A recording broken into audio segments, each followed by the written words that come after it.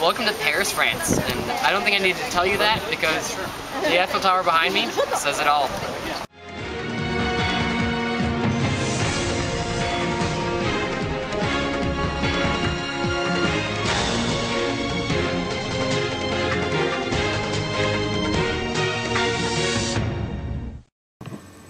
Hey there everyone, I've now been backpacking 1 week and I am still alive. I am exhausted, but I'm alive. Exhausted mainly because every 2 to 3 days I get on a train and go somewhere new. I'm now on my 4th stop. I'll make you wait till the end to find out where that is.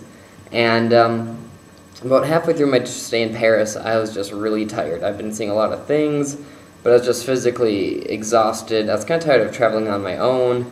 So I called home, talked for a while, and then that evening things started to get a lot better. I went to Sacre Cour, I saw an amazing sunset. After that I've just had a really good time, and now I'm here to my next stop, and I'm hoping the momentum will keep going. But now you can look back and see what I did in a short stay, only 3 days, in Paris, but I think I sure managed to fit a lot in.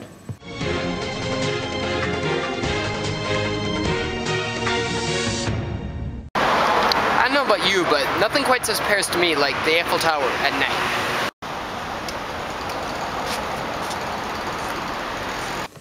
So yes, I did go to the Eiffel Tower. I did not go up the Eiffel Tower, but I feel like if you're going to visit Paris, the Eiffel Tower is a must. And it was actually a lot easier to see than I thought, because it is really, really tall. You can see it from almost anywhere in the city. And it was actually, I believe, the tallest building in the world at the time. It was built for the World Fair at the end of the 1800s. A lot of people hated it, and I know it was actually going to be torn down in the early 1900s because it was such an eyesore for people, but they found out it had to get a good use, and that was as a radio antenna. And so it stuck around, and now it has about 50 million people, I think, going up it each and every year. So I was really impressed by it. I thought it was very cool looking, and at night it was absolutely amazing to look at.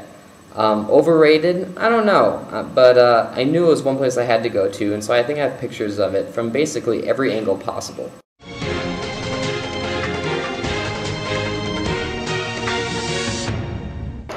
This is Paris, France, and this is the Louvre. After several days in Paris, I finally found her, the Mona Lisa. Ah, the Louvre. What a massive, massive museum. It has so many paintings and sculptures. It blew my mind. I had no idea that it was that big. It took me about 7 hours to scratch the surface, but I was able to see some great paintings. Some of the paintings I got to see were, of course, the Mona Lisa. I ran to that first thing to make sure I avoided the crowds early in the morning. I saw Delacroix's Liberty Leading the People. I saw the statue of Venus de Milo. I saw just a lot of things I had always heard of, but never actually thought I'd see in person. I saw Hammurabi's Code, which is really cool to see, which is the first written law ever. I found the Madonna on the Rocks because I've read the Da Vinci Code, and it was an absolute must. I also made sure to see Napoleon's apartments, which were absolutely stunning. They were very lavish, they were very decadent. I mean, anything that you could possibly have wanted back in that time was in that room. So just a lot of great things to see and do. And it was kind of nice just to walk around at my own pace. I've been warned of fatigue, so I made sure I sat down every once in a while, just read some materials about Paris or my next stop, rested, ate some food, and then kept going. But still, I spent 7 hours walking around the Louvre, but it was definitely worth it. But I think one of my favorite things of the Louvre was actually outside, and it's the pyramids, and the glass pyramids are quite distinctive. I made sure I saw them during the day, but also at night, because they were really great to see lit up at night. My visit to the Louvre was well worth it. It took an entire day, but it wasn't very expensive, and I saw some of the best works of art in the entire world, so not a bad deal.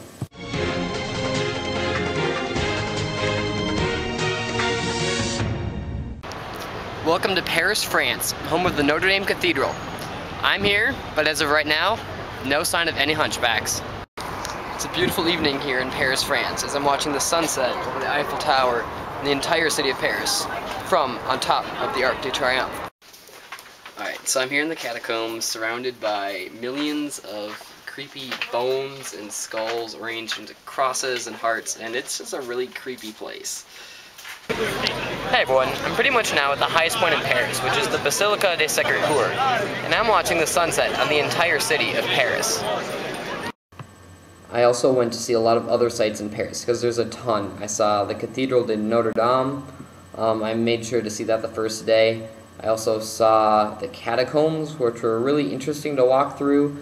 There was like a plague, or they just needed cemeteries, I believe, and they were running out of space, so they exhumed the bodies of millions of Parisians back a century or two ago, and they buried them in these quarries.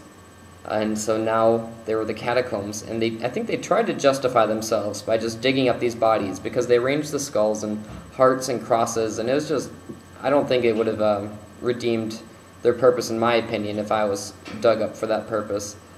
I also made sure to go see the Arc de Triomph. I saw just so many sights of Paris that were really great, but one of my favorites was the Basilica de Sacre Cour.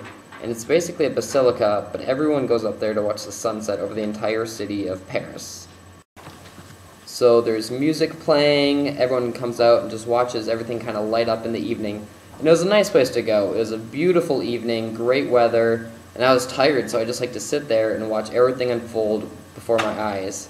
After I saw the sun go down, I made sure to stop by Moulin Rouge, which is a lot more risque than I ever imagined. I mean, I knew the basics of it, but I didn't know that much about it, but just a lot to see and do in Paris in a short time period, but I tried to do it all, and I think I saw everything that I actually wanted to see, which was great.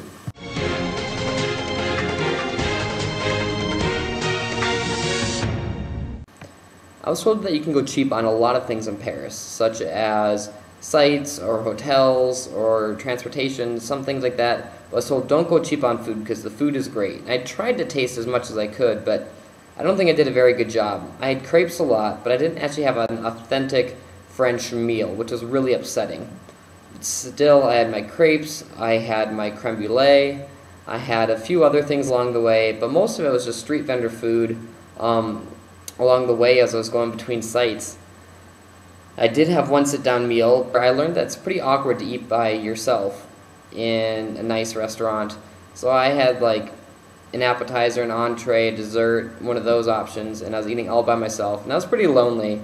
I kind of learned that it looked pretty pathetic, and so I didn't actually hope not to repeat that again, but whatever. I tried my best to eat French food, but it was great what I did have. And that brings me to my next stop. I moved on from Paris after 3 days, and now I am here in the red light district of Amsterdam. That's where I'm staying. It's really interesting just walking to get here. So it is now 8:30 p.m. I need to get some food, and I'm going to walk around and just see, get a little taste for it and just see what's going on. I've heard really interesting things. I felt like I should experience it, but from what I've seen, I think I might just stick to like the Anne Frank house and some of the other basic sides of Amsterdam. Soon find out. Wish me luck.